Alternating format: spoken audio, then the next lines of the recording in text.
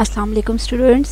Hope students कि आप लोगों ने 2.1 अपना कंप्लीट कर लिया होगा और 2.1 में आपको रैशनल नंबर और इरेशनल नंबर की अच्छी तरह से समझ भी आई होगी। अब आज हमारी एक्सरसाइज है 2.2। 2.2 में हमारे पास स्क्वायर और स्क्वायर रूट के बारे में बात हो रही है।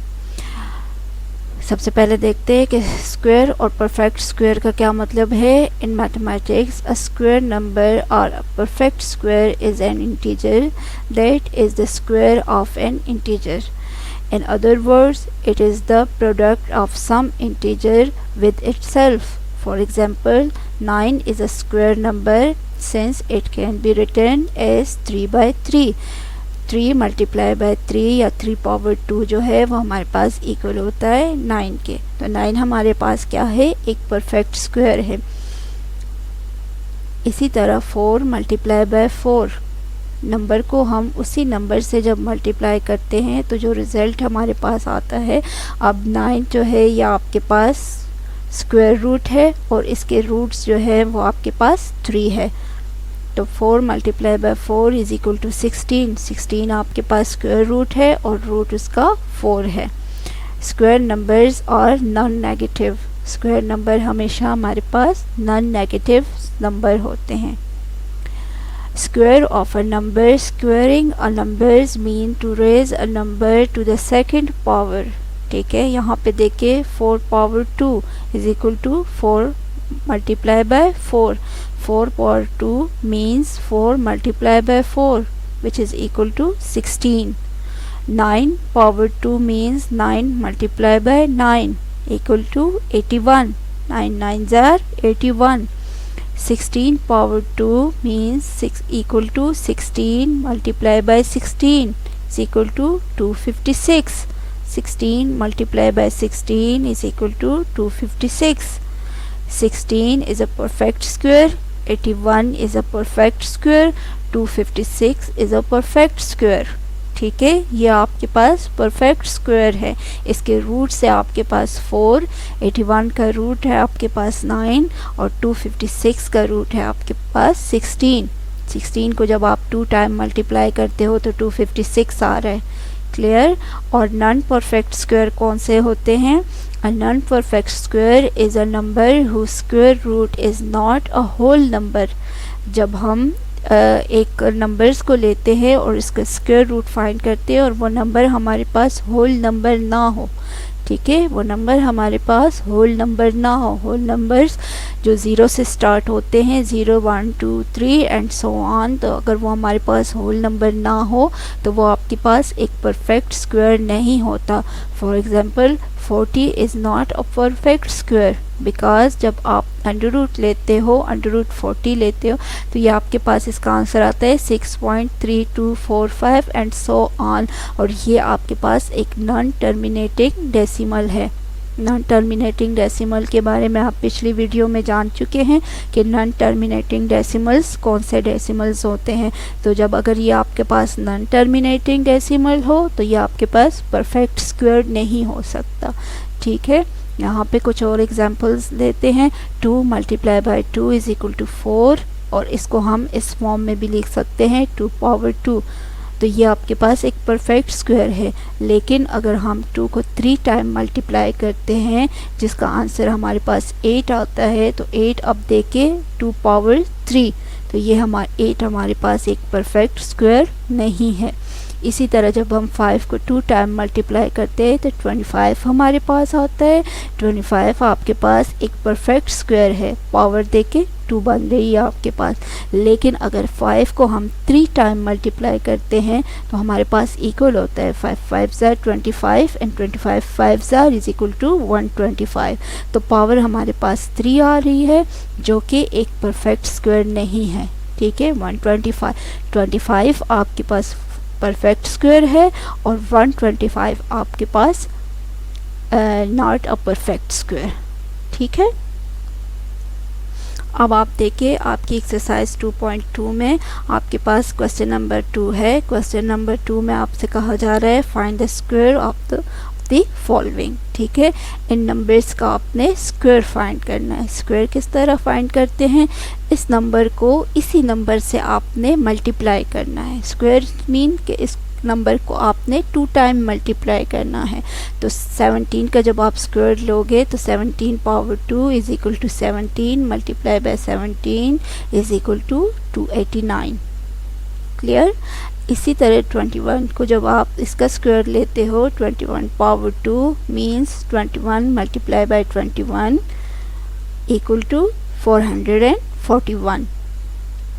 जब आप 101 का स्क्वायर लेते हो, किसी भी नंबर का जब आप स्क्वायर लेते हो तो उसको उसी नंबर से आपने 2 टाइम मल्टीप्लाई करना है। 2 टाइम मल्टीप्लाई करने के बाद जो आंसर आपका आए वो उस नंबर का स्क्वायर होता है।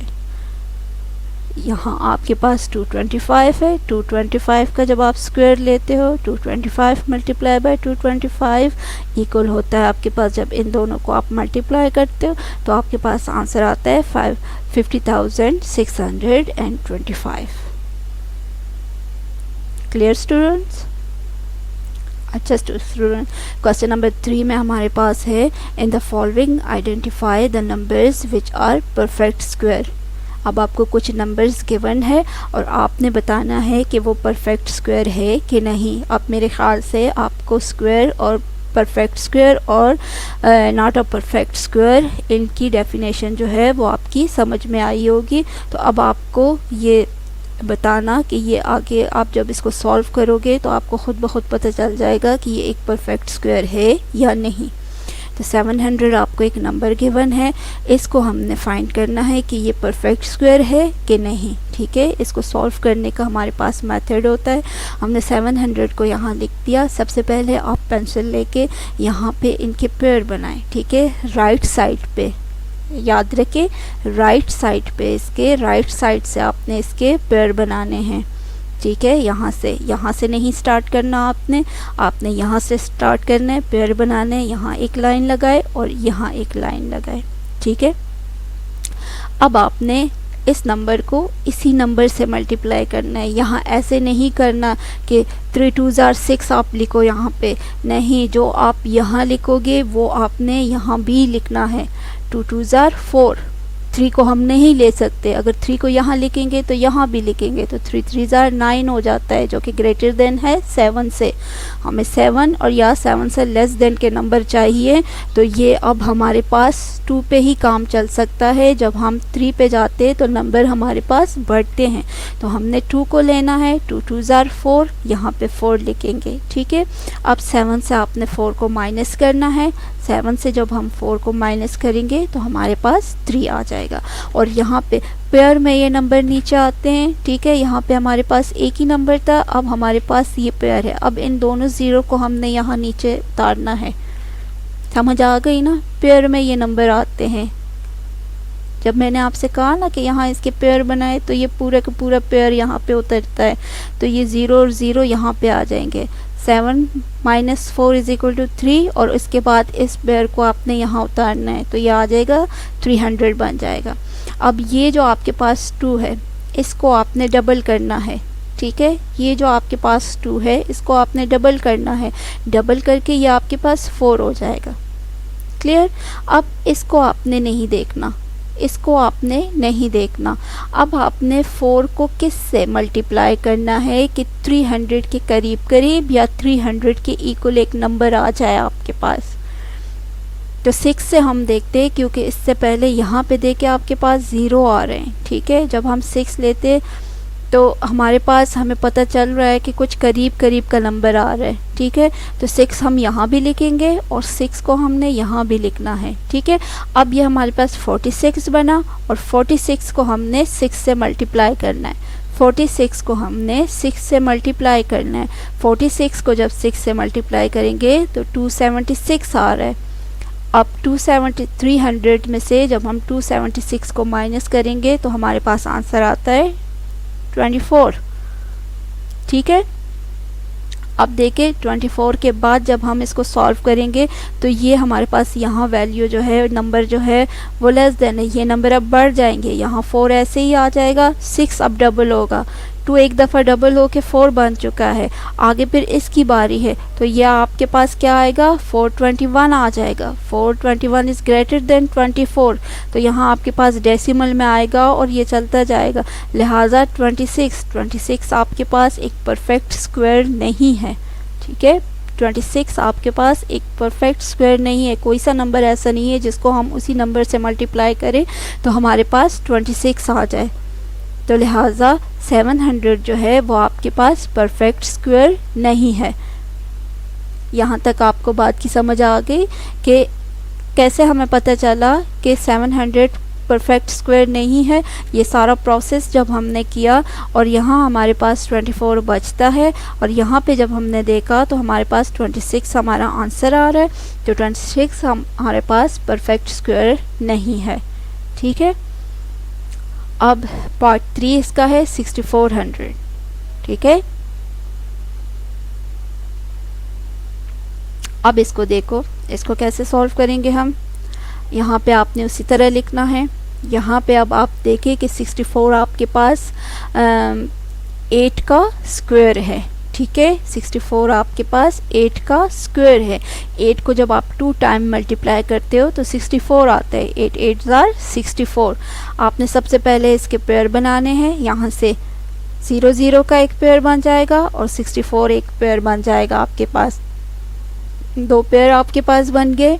अब आपने सबसे पहले 64 को लेना है। जब आप 64 को 64 के लिए 64 आपको पता है कि 8 इसका रूट है, तो यहाँ भी आपने 8 लिखना है और यहाँ भी आपने 8 लिखना है। तो 8 8 जार 64। ठीक है, 64 में से जब आप 64 माइनस करोगे तो 0 आ जाएंगे और अगला पेयर जो है वो भी 0 का है, लिहाजा आप यहाँ एक 0 लगा दें। तो अब 80 आपके पास आ गया। तो यहाँ ये आपके पास परफेक्ट स्क्वायर बना। ये कंप्लीट हुआ आपका सारा प्रोसेस, कोई रिमाइंडर नहीं है आपके पास, तो देन ये आपका एक परफेक्ट स्क्वायर है। इसी तरह आप इस नंबर को लेते हो। जब इसको सॉल्व करना है, सबसे पहले आपने इसके स्क्वायर पेयर बनाने हैं। यहाँ एक पेयर बना, यहाँ 2 पेयर बने, यहाँ 3 पेयर बने और यहाँ 5वां पेयर। आपके पास 2 जो है वो ऐसे ही रह गया। ठीक है, सबसे पहले इस 2 को लेना है हमने। 2 को लेने के लिए क्या करेंगे, 1 से 1 को मल्टीप्लाई करेंगे तो 1 आएगा। 2 लेंगे तो 2 2 जार 4 आ जाएगा। तो 1 यहाँ भी लिखेंगे, 1 यहाँ भी लिखेंगे। 1 इंटू 1 इज इक्वल टू 1। ठीक है, अब 1 को क्या करेंगे, 2 में से 1 को माइनस करेंगे तो 156 आ जाएगा। 156 आ जाएगा, यानी 1 इधर आ जाएगा। 2 में से 1 को माइनस करेंगे तो 1 आ जाएगा और इस 56 को, इस पेयर को हमने यहाँ नीचे उतारना है, तो यह आ जाएगा 156। अब ये 1 डबल होगा, इस 1 में हम 1 को ऐड करेंगे तो ये 2 बन जाएगा।